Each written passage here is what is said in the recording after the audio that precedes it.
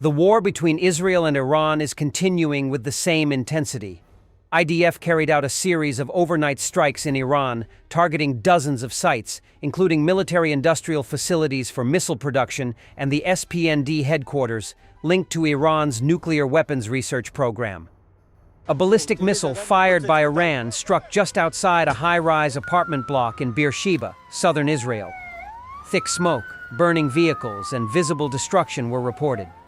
There is damage to nearby cars and buildings. Minor damage is reported at Gav Yam Negev Advanced Technologies Park in Beersheba after a ballistic missile fired by Iran struck nearby. The site, reportedly housing cybersecurity and drone tech firms, sustained damage but remains operational. The Iranian IRGC has released footage showing the launches of Emad and Qadr medium-range ballistic missiles targeting Israel. In the past week, Iran has launched a large number of ballistic missiles toward Israel in a bold escalation of their long-standing confrontation.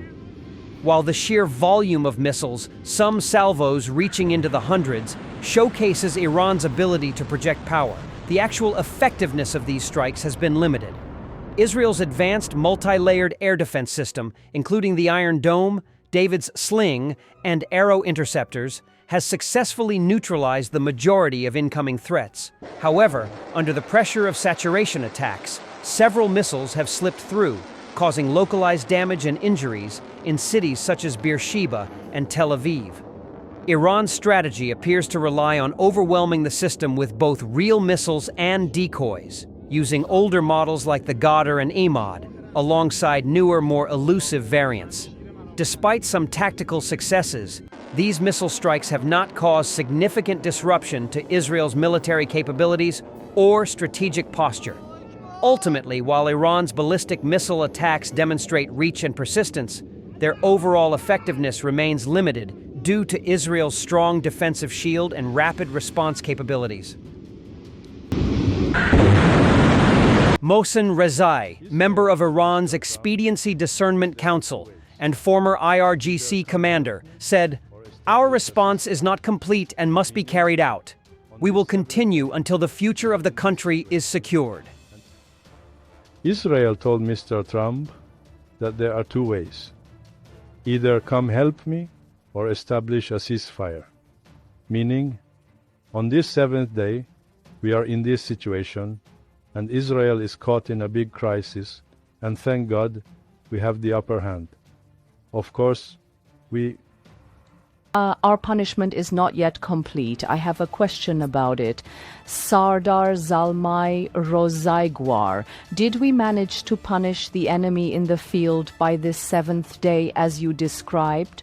We have punished severely, but we do not consider this enough. Our punishment must be regret-inducing. Our punishment must secure the country's future. Otherwise, if they want to impose a ceasefire on us now, after 2 months, they might initiate another attack. Kremlin on Iran. Khamenei's assassination would open Pandora's box. Kremlin spokesman Dmitry Peskov dismissed regime change in Iran as unthinkable and warned that even discussing it should be unacceptable to all. He also called reports of potential U.S. use of tactical nuclear weapons against Iran speculative, saying such a move would be catastrophic. Reporter to White House Press Secretary Levitt. Trump used to say 2 weeks about Russia.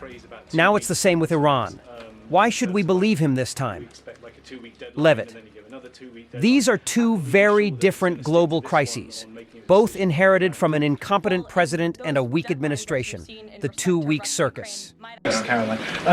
President Trump has said previously in regard to Russia, he's used this phrase about 2 weeks several times in terms of we expect a 2-week deadline and then you give another 2-week deadline. How can we be sure that he's going to stick to this one on making a decision on Iran? Well, in those deadlines, as you've seen in respect to Russia, Ukraine, might I add, these are two very different, complicated global conflicts, as you know, that the president inherited from our previous incompetent president and the weakness of the previous administration. And the president has spent a tremendous amount of time and effort cleaning up these crises that were caused by the last administration's just complete dereliction of duty on the world stage and American weakness. Now we have American strength again. With respect to Russia, the country relentlessly bombing civilians in Ukraine, is now demanding that Israel immediately stop striking Iran's nuclear facilities. Moscow thinks it still has moral authority. Russia urges the Israeli leadership to immediately cease air raids on nuclear facilities and sites under safeguards and subject to IAEA verification activities. We are particularly concerned about the safety of the Bushehr nuclear power plant, where Russian specialists are involved in the work. The harsh and uncompromising reaction of the countries of the global majority to the Israeli strikes on Iranian territory, including nuclear energy infrastructure, along with the results of the emergency meeting of the United Nations Security Council on June 13th and the special session of the International Atomic Energy Agency's Board of Governors on June 16th, indicates rejection of the confrontational course and destructive actions of the Israeli leadership. As he weighs joining Israel's war against Iran, President Donald Trump reportedly finds himself at odds with his Director of National Intelligence, Tulsi Gabbard, with one White House official saying that he has just been kind of down on her in general of late. The president was recently incensed, according to Politico, by Gabbard's decision to post a 3-minute video on X in the early hours of June 10th, in which she warned that political elite and warmongers are carelessly fomenting fear and tensions between nuclear powers, placing the world on the brink of nuclear annihilation. Trump is said to have been angered by the video, accusing Gabbard of going off-message and rebuking her for it in person. One of the senior administration officials, quoted anonymously by Politico, said there is a growing perception within the West Wing that the former Hawaii Democratic Congresswoman, who once ran for that party's presidential nomination, doesn't add anything to any conversation. I don't think Trump dislikes Tulsi as a person, said another, but certainly the video made him not super hot on her, and he doesn't like it when people are off-message. They added that many took that video as trying to correct the administration's position. The president's souring on Gabbard emerged in public view on Tuesday when a reporter aboard Air Force One asked him about comments his intelligence chief had made before Congress in March, in which she noted that, although Iran's enriched uranium levels were at an all-time high, the expert opinion was that Tehran was not currently seeking to develop a nuclear bomb. But how close do you personally think that they were to getting one? Because Tulsi Gabbard testified in March that the intelligence community said Iran wasn't building a nuclear weapon. I don't care what she said. I think they were very close to having it. He has also reportedly been considering the idea of closing Gabbard's office and integrating its responsibilities into the CIA's leadership infrastructure. However, this could have a significant impact on oversight of the U.S. intelligence community and affect how information is relayed to the commander-in-chief.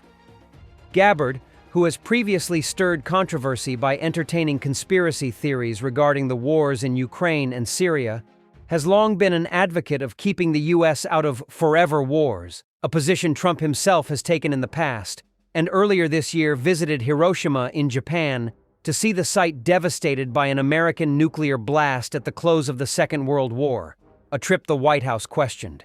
In opposing U.S. involvement with Benjamin Netanyahu's Operation Rising Lion, the intelligence director is by no means alone among Trump's MAGA movement, with leading voices such as Tucker Carlson speaking out, and Marjorie Taylor Greene warning that interventionism only serves to put America last, kill innocent people, is making us broke, and will ultimately lead to our destruction. Other conservative pundits, such as Mark Levin and the estranged former Trump official John Bolton, have criticized Gabbard. However, even supporters like Carlson have claimed that she is being excluded from decision-making. The latter told Steve Bannon on his War Room podcast on Monday that the reason she had not been invited to a pivotal conference on the Israel-Iran conflict at Camp David recently was because this is a regime change effort, hinting that she could soon be fired. White House spokesperson Stephen Chung has denied that, however, insisting the president has full confidence in his entire exceptional national security team and that efforts by the legacy media to sow internal division are a distraction that will not work. Vice President J.D. Vance's team has also defended Gabbard as an essential member of the team. Tulsi Gabbard is a veteran, a patriot, a loyal supporter of President Trump, and a critical part of the coalition he built in 2024, they said. Gabbard has already hinted that, should she be dismissed, her future political ambitions might lie elsewhere. She declined to rule out another run for the presidency during an appearance on Megyn Kelly's podcast last month, commenting, "I will never rule out any opportunity to serve my country." Thanks for watching, and don't forget to subscribe.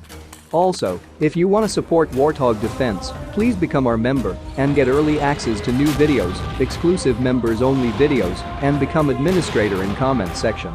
The membership link is in the description.